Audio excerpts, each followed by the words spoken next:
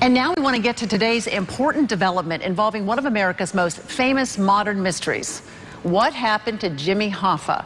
The answer could finally, after more than 40 years, be just a few hours away. The one-time Teamsters Union president vanished from, let's check the timeline. The timeline is he vanished in 1975. He was outside a Detroit restaurant with a mob leader and another Teamsters Union leader as well when he disappeared in July of 1975. Well, then it was thought that his body was buried at the end zone at Giants Stadium, the old New York Giants Stadium, or, and this is rather gruesome, that it was ground up by mobsters and then came all the way down to Florida and was tossed into the Everglades.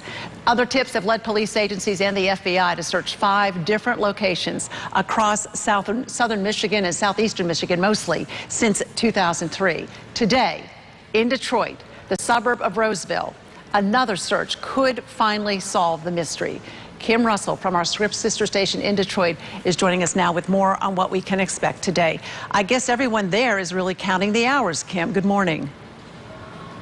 They are. I just spoke to the police chief in Roseville. It's a small community just outside of Detroit.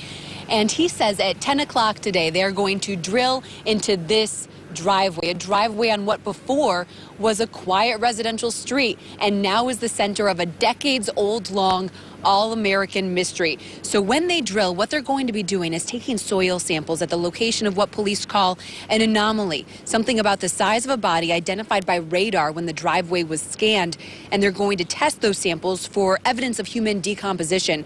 Roseville police started this investigation after a man claimed that a body he saw buried, or what looked like a body he saw buried, it happened in this backyard 35 years ago, and his theory was that maybe it was Jimmy Hoffa. Hoffa was last seen, as you said, in 1975 outside a restaurant in Oakland County, about 30 miles from here.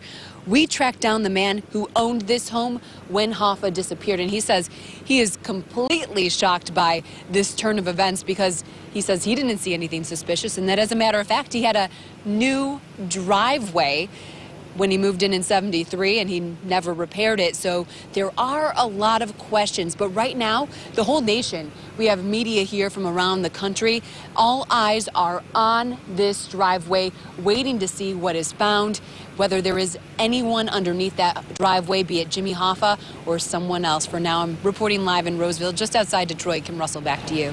Well, getting back to that tipster, Kim, how credible is that person considered to be? There are questions. As I said, the person who owned this home, he says that he had a new driveway and that when Hoffa disappeared, nothing was done to his driveway. So it would be very hard for the body to be underneath that driveway.